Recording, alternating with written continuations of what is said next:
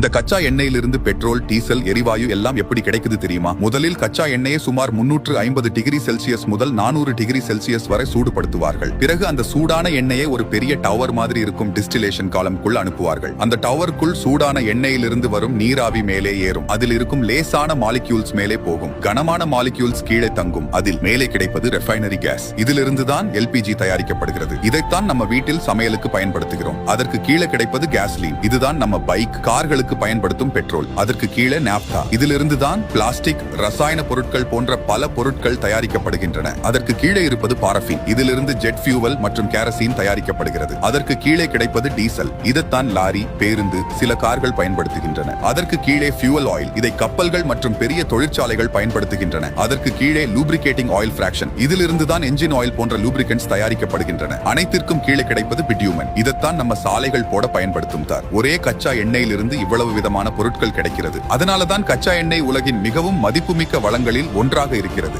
நீங்கள் வளர்ச்சியை ஃபாலோ பண்ணாம இருந்தால் மீண்டும் எங்களை பார்ப்பது அரிது. ஏற்கனவே ஃபாலோ பண்ணிருப்பீர்கள் என்றால் கங்க்ராச்சுலேஷன்ஸ். நீங்கள் ஒவ்வொரு நாளும் புதிதாக ஒன்றை கற்றுக்கொள்கிறீர்கள்.